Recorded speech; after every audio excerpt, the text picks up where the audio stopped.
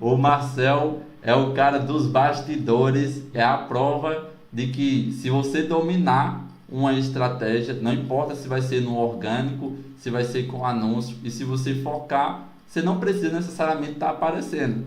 Porque aquela plaquinha ali da Hotmart foi aparecendo ou foi sem aparecer? Não, essa foi aparecendo, né? Aham. No caso, mas a coisa mais interessante dessa placa aqui, e na verdade até hoje, né? É que eu conquistei ela sem gastar R$ 1. Foi 100% orgânico.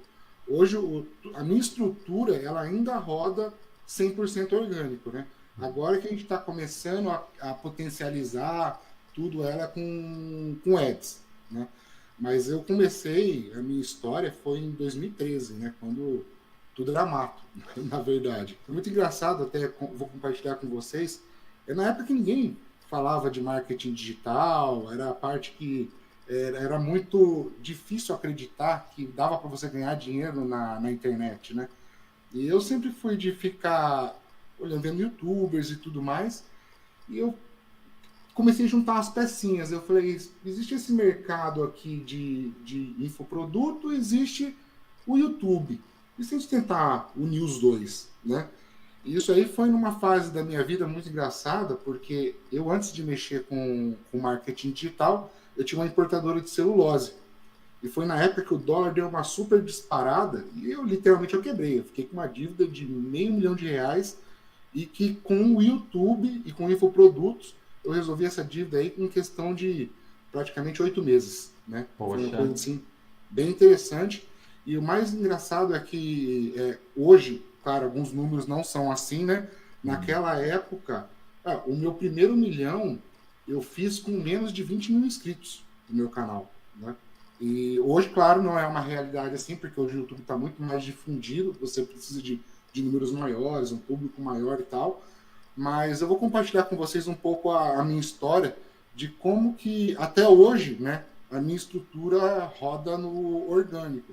E eu não sou o tipo de cara que eu costumo soltar vídeo com frequência, nunca fui. Se vocês entrarem, por exemplo, no meu canal, que é o Santo Papo, é um canal voltado para conquista e sedução, movimento social para homens, né?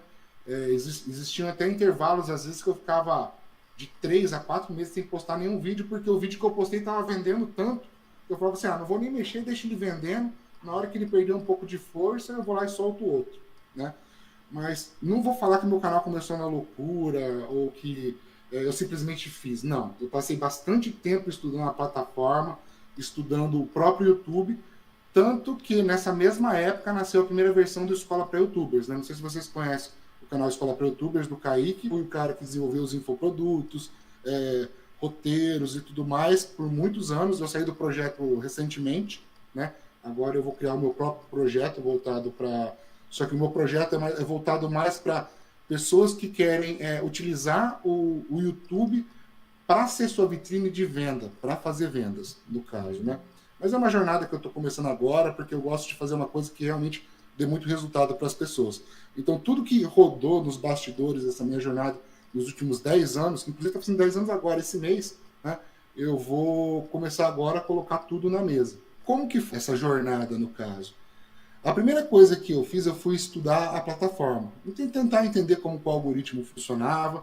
Obviamente, naquela época, o algoritmo não é como hoje. Hoje o algoritmo é muito mais avançado, mas algumas coisas não mudam. É a mesma... existem coisas que sempre vão ser iguais. E seria o que? A primeira coisa, conteúdo é rei, né? Se você tem um bom conteúdo, você vai ter relevância. Mas tem umas coisas muito engraçadas na plataforma YouTube que a gente vai descobrindo com o tempo, né? Que, por exemplo, o seu conteúdo, se tem muito valor, ele vai atrair views. A sua pessoa atrai inscritos.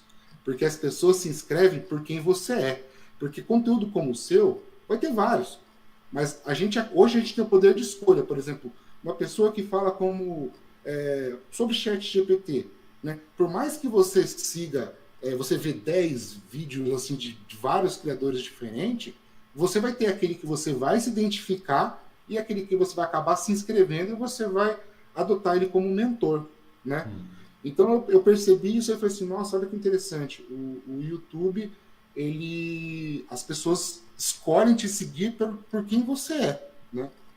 E foi aí que começou a minha jornada. Eu confesso que no início, para mim era um pouco abstrato essa questão de venda. Né? Até você fazer a tua primeira venda, né? Acho que todo mundo sabe, Todo mundo. parece aquela coisa meio, será que é verdade? Será que dá para ganhar dinheiro com isso mesmo? Né? Então, como que foi a minha história? Né? Eu comecei produzindo conteúdo mesmo, né? Tanto que meus primeiros conteúdos foram como ser um cara interessante, como conquistar uma amiga. Eu queria medir a febre, eu queria fazer a coisa devagar. E como naquela época eu não tinha habilidade com câmera, não tinha habilidade com fala e tudo mais, às vezes para extrair 8 minutos, 10 minutos de um vídeo, eu ficava uma tarde inteira gravando para depois ficar fazendo aqueles picotinhos, né? Até que uma hora você vai pegando as manhas.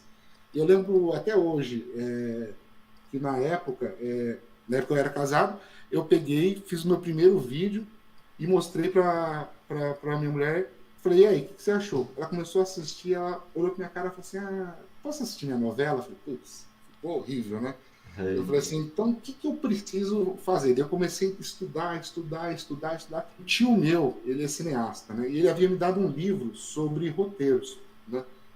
Eu falei assim, eu acho que uma coisa muito importante é roteiro. É você ter uma estrutura de entrega de conteúdo. E foi aí que eu comecei a me aprofundar nessa questão da entrega de conteúdo. Né? Só que, assim, depois eu vou falar um pouco disso, vou falar só um pouquinho de roteiro, e eu comecei a estudar como que eu poderia, como que funciona o ser humano, como que funciona essa questão da pessoa receber essa entrega de conteúdo. Né? E foi estudando sobre cinema que eu comecei a entender um pouco mais sobre roteiro. Se vocês perceberem, por exemplo, os filmes do James Bond, vocês repararam que eles são um esqueleto, que basicamente todos têm a mesma estrutura de roteiro, aquela questão do carro, aquela questão da sedução da mulher, aquela questão do inimigo. Se você for pegar os Harry Potter, é exatamente a mesma coisa. Se você for pegar a própria história, as histórias da Bíblia, elas também têm a mesma estrutura de roteiro. Star Wars, mesma estrutura. E eu comecei a perceber que existia um denominador em comum, que a pessoa fica oscilando dentro do roteiro. Então você joga uma isca, na hora que começa a cair, você fala, puxa a pessoa de novo, depois começa a cair, você puxa a pessoa de novo, eu falei, opa, tô achando aí uns pontos em comuns, né? E eu comecei a aplicar isso nas minhas estruturas. Inicialmente, eu estava com o Santo Papo e eu estava na primeira versão do Escola para Youtubers. Né? O Escola para Youtubers ele demorou cerca de 8 anos para a gente fazer o nosso primeiro produto. O Santo Papo demorou cerca de 8 meses para fazer a primeira venda como afiliado. Como infoprodutor já demorou mais alguns anos. E por que eu resolvi escolher o caminho do afiliado nesse início? Mas antes de falar do afiliado, vou contar um pouco essa história. Eu falei assim, bom, primeira coisa eu preciso construir uma audiência. Eu preciso que as pessoas confiem no meu trabalho, que elas absorvam o meu conteúdo, que elas apliquem na sua própria vida, eu resolvo pequenos probleminhas ali. Né? E o que seria pequenos probleminhas dentro do meu segmento? Né? Por exemplo, vamos supor que, falando do meu nicho, que é o nicho de relacionamentos, né? O cara ele tem um problema muito sério de que ele é ignorado todas as vezes que ele vai tentar conversar com uma garota. Então, qual que é o problema dele no momento? O problema no momento dele é como faz para eu ter a atenção dela e conseguir fazer com que ela me ouça e ela preste atenção no que eu tenho para falar. Né? Então, vou tentar resolver esse problema.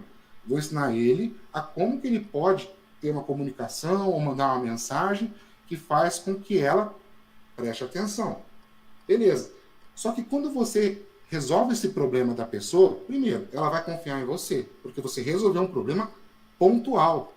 Só que você, como especialista, você sabe que depois desse problema tem diversos outros. Beleza, cara, agora você sabe como chamar a atenção dela. Mas como faz para você manter uma conversa? E como você faz para você manter a segunda conversa? E como faz para você fazer com que ela queira te encontrar?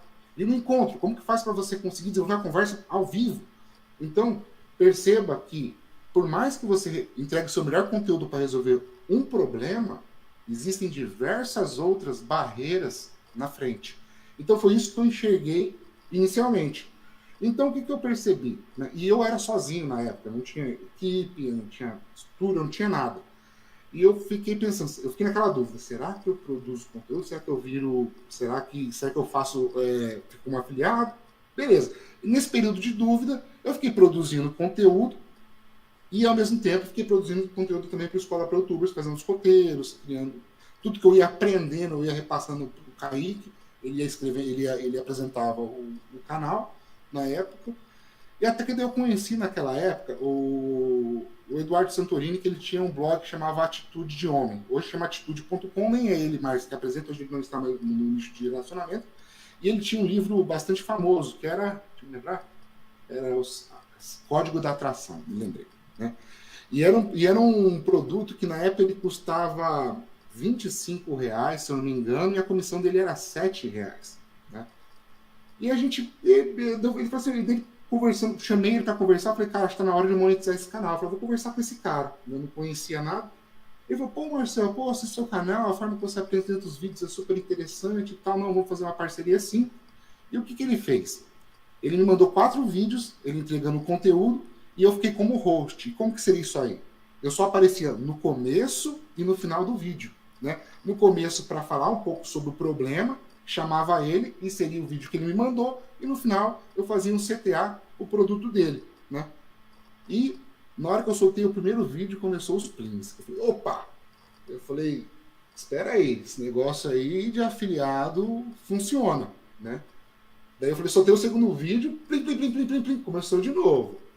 Daí eu falei, não é possível. E foi daí que eu comecei a conhecer outros produtores, no caso Elias do Jogo do Texto, né, na época. E o que aconteceu? Eu comecei a focar em uma coisa muito importante, que foi construir minha autoridade, entregar conteúdo de valor, para que tudo que eu oferecesse para minha audiência, eles não tivessem dúvida da qualidade e adquirissem. Tanto que no mercado de relacionamentos, naquele período lá, né, eu fui Black em 2015, eu fui o primeiro Hotmart Black, né, orgânico do Hotmart. E todos os meus parceiros, todos os que eu passava pela minha avaliação e eu vendia os produtos deles como afiliado, todos eles atingiam 150 graus. Né? Então, assim, foi uma época para mim muito importante. Né? E tudo isso aí foi baseado nessa minha estrutura de entrega de conteúdo. Obviamente, conforme as pessoas elas vão vendo o seu trabalho, elas vão querer fazer igual, né? Só que essa parte de roteiro é uma coisa interessante, é que não é uma coisa fácil de você conseguir identificar a estrutura, entender o que o cara está fazendo. Porque eu tinha meu checklist, né? Porque não era apenas o roteiro. Eu sabia que era o roteiro que colocava dinheiro no meu bolso e que fazia realmente a venda. Só que eu era muito cuidadoso com a estética do meu vídeo, para ver se meu vídeo pelo fato de eu falar de relacionamento, se fazia sentido para todos os públicos, se não existia públicos que poderiam ficar ofendidos às vezes com o que eu estou ensinando. Então eu tinha meu checklist assim geral, de título, de thumbs, tudo essa verificação. Então quando as pessoas tentavam copiar a minha estrutura, elas às vezes copiavam uma thumbs, tentavam copiar a estética do meu vídeo, tentava até às vezes copiar a minha forma de se comunicar, as brincadeiras que eu fazia no meu vídeo. Só que o que realmente funciona é aquilo que é difícil da pessoa conseguir enxergar. E qual que também foi uma das coisas que eu sempre me preocupei bastante, e inclusive até hoje, né?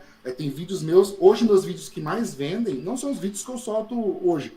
Os vídeos que eu solto hoje, inclusive, eles nem têm tanta views, né? É os vídeos antigos.